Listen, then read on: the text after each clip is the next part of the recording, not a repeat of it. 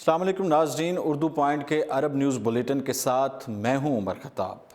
آپ کو سب سے پہلے خبر دیں، سعودی عرب میں بغیر اجازت سے لگانے والوں کی شامت آ گئی ہے۔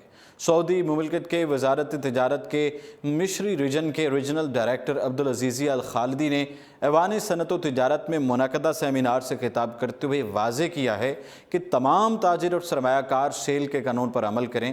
اس معاملے میں کسی قسم کی خلاف ورزی کو برداشت نہیں کیا جائے گا۔ جو تاجر اپنا سامان کم قیمت پر فروخت کرنا چاہتے ہیں وہ سابقہ نرخوں اور سیل کے بعد کے نرخوں کی فہرست وزارت کو ارسال کرے۔ جب تک انہیں وزارت کی جانب سے اجازت نامہ نہیں مل جاتا وہ سیل لگانے کے مجاز نہیں ہوں گے۔ اگر کوئی اپنی دکان، شو روم یا شاپنگ سینٹر میں بنا اجازت سیل لگاتا پایا گیا تو اسے خلاف ورزی پر اسے 50,000 ریال تک جرمانہ اور 6 ماہ قید کی سزا سنا دی جائے گی۔ وزارت تجارت کی جانب سے رمضان المبارک کے دوران تجارتی مراکز پر چھاپے مارنے کے سلسلے میں تیزی آ جائے گی، کیونکہ زیادہ تر دکاندار اسی مہینے میں سیل کے اعلانات کرتے اور بورڈ آویزاں کرتے دکھائی دیتے ہیں۔ حالانکہ یہ کچھ ناجائز منافع خور دکانداروں کی جانب سے عوام کو لوٹنے کے حربے ہوتے ہیں جن کا عوام کو اندازہ نہیں ہو پاتا۔ دوسری خبر شامل کریں، ریاض میں علماء کونسل نے 37 دہشت گردوں کی سزائے موت کو شریعت کی روح سے درست قرار دے دیا ہے۔ ممتاز سعودی علماء کی سپریم کونسل نے چند روز قبل مملکت میں 37 افراد کو دہشت گردی کے الزامات میں موت کی سزا دیے جانے کے عمل کو اسلامی شریعت کے مطابق درست قرار دیا ہے۔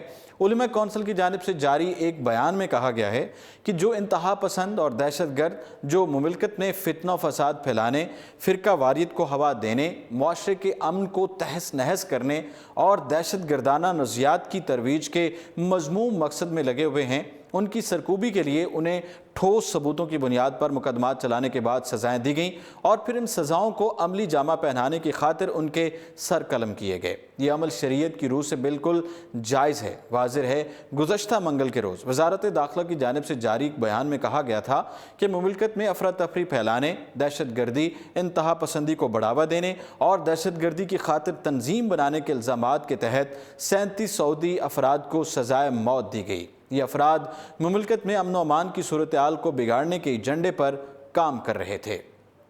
قطر سے خبر شامل کریں، قطر کی جانب سے اماراتی اشیاء پر پابندی کا فیصلہ واپس لے لیا گیا ہے۔ قطر کے اپنے ہمسایہ ممالک سعودی عرب اور متحدہ عرب امارات سے سفارتی تعلقات کافی عرصہ سے کشیدگی کا شکار ہیں۔ اس سفارتی تناؤ کے باعث ہی قطر کی جانب سے کچھ عرصہ قبل اماراتی ساز و سامان کی برآمد پر پابندی عائد کر دی تھی، جس کے خلاف رد عمل کے طور پر متحدہ عرب امارات نے ورلڈ ٹریڈ آرگنائزیشن میں قطری حکومت کی جانب سے تجارتی پابندی پر اس اقدام کو غیر قانونی قرار دیتے ہوئے کیس درج کروایا تھا۔ آج یہ معاملہ ورلڈ ٹریڈ آرگنائزیشن کے تنازعات کو نمٹانے والی کمیٹی DSB کے سیشن میں زیر بحث آیا۔ تاہم قطر کی جانب سے اس موقع پر اعلان کیا گیا کہ وہ ماضی میں اماراتی اشیاء کی قطر کو برآمد پر پابندی کے فیصلے سے دستبردار ہو گیا ہے، جس کے بعد اماراتی ساز و سامان کی قطر کو برآمد پر کسی قسم کی روک ٹوک نہیں رہے گی۔ اس پابندی کے خاتمے کے بعد قطر اور امارات کے درمیان ساز و سامان اور دیگر اجناس کی برآمد و درآمد کا سلسلہ بحال ہو جائے گا۔ اس موقع پر قطری وفد نے یہ واضح کیا کہ اگرچہ تجارت پر پابندی ہٹا لی گئی ہے مگر دونوں ممالک کے درمیان بنیادی معاملات پر اختلافات برقرار ہیں۔ اب خبر شامل کریں گے دبئی سے۔ دبئی میں والدین نے اسکول کے اوقات میں تبدیلی کے لیے آواز بلند کر دی ہے۔ دبئی میں مقیم والدین کی جانب سے تجویز دی گئی ہے کہ صبح بچوں کے اسکول کے کھلنے کے اوقات آگے کر دیے جائیں تاکہ بچے پوری نیند لینے کے باعث جسمانی اور ذہنی طور پر چاق و چوبند ہوں، جس سے ان کی پڑھائی زیادہ اچھی ہو سکے گی۔ حالیہ دنوں میں دبئی کے روڈز اینڈ ٹرانسپورٹ اتھارٹی کی جانب سے متعلقہ اداروں سے تجاویز طلب کی گئی ہیں کہ بچوں کے اسکول اگر کچھ دیر سے کھولے جائیں تو اس کا ٹریفک کے نظام پر کیا کوئی مثبت اثر پڑ سکتا ہے۔ اتھارٹی کا خیال ہے کہ اگر اسکول کا وقت صبح 6:40 سے پہلے کر دیا جائے یا اس کے بعد کا کوئی وقت رکھا جائے تو اس سے ٹریفک مسائل پر قابو پانے میں مدد مل سکتی ہے۔ ایک طالب علم کی والدہ نے اپنا خیال ظاہر کرتے ہوئے کہا کہ آج کل اسکولز کا آغاز 7:20 پر ہوتا ہے، لیکن یہ وقت آگے لے جانا چاہیے کیونکہ اسکول بر وقت پہنچنے کے باعث کئی بچوں کو ان کے اسکول بس صبح 6 بجے لینے ہی پہنچ جاتی ہے۔ ایسے بچوں کو صبح 5 بجے اٹھنا پڑتا ہے۔ یہ بچوں کے ساتھ زیادتی ہے کیونکہ سبھی جانتے ہیں کہ بچوں کی جسمانی اور ذہنی تندرستی کے لیے انہیں 8 سے 10 گھنٹے نیند لینا بہت ضروری ہے۔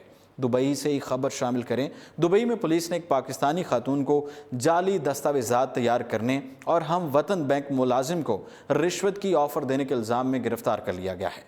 इस्तग़ासा की जानिब से पाकिस्तानी कारोबारी खातून पर इल्ज़ाम आयद किया गया है कि उसने बैंक से 2.5 लाख दिरहम का कर्जा हासिल करने की खातिर किसी और खातून के नाम से जाली कागजात तैयार किए और बैंक के 28 साल पाकिस्तानी मुलाजिम को ऑफ़र की कि अगर वो उसके कर्ज़े की दरख्वास्त मंजूर करवा देगा तो वो उसे 1 लाख दिरहम बतौर रिश्वत अदा करेगी। बैंक मुलाजिम की जानिब से अपने आला अफसरान को आगाह किया गया कि 34 साल पाकिस्तानी खातून ने उसे रिश्वत की ऑफ़र की है, जिस पर बैंक इंतज़ामिया ने खातून के ख़िलाफ़ दुबई पुलिस स्टेशन में मुकदमा दर्ज करवा दिया। इस मुकदमे में खातून के अलावा एक और पाकिस्तानी को भी नामजद किया गया है जो ताहाल मफरूर है। इस्तग़ासा के मुताबिक खातून ने एक अमाराती खातून के नाम से जाली कागजात तैयार करवा कर एक मकामी बैंक में अकाउंट खुलवाने की दरख्वास्त दे दी। इस मकसद के लिए उसने तनख्वाह के जाली सर्टिफिकेट्स तैयार करवाए। उसके अलावा तनख्वाह की बैंक में मुंतकली के लिए भी जाली सर्टिफिकेट्स पेश किए। पाकिस्तानी खातून ने अमाराती खातून के नाम से 1 लाख दिरहम का जाली चेक भी पेश किया। इस्तग़ासा की जानिब से खातून पर सरकारी मुलाजमा को रिश्वत की ऑफ़र करने, दस्तावेजात में रद्दोबदल करने, एक सरकारी महकमे की मोहर जाली तौर पर तैयार करने के अलावा धोखा दही के इल्ज़ामात भी आयद किए गए हैं और खातून को सख्त से सख्त सज़ा देने की दरख्वास्त की है। इस मुकदमे का फैसला 29 अप्रैल 2019 को सुनाया जाएगा। अरब न्यूज़ के बुलेटिन से फिल वक्त इतना ही और आप देखते रहिए उर्दू पॉइंट।